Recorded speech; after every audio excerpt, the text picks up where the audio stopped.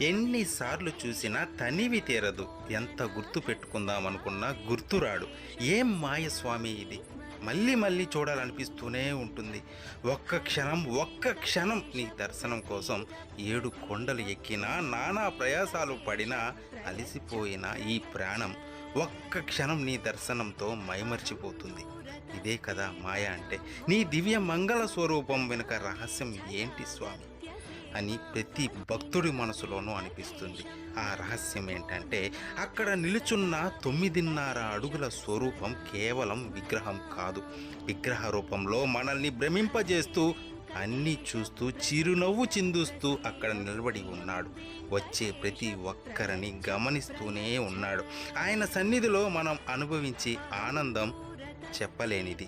ఆ తన్మయత్వాన్ని అనుభవించాలే కానీ ఎక్స్ప్లెయిన్ చేయలేము. తిరుమలలో అడుగుపెట్టిన ప్రతి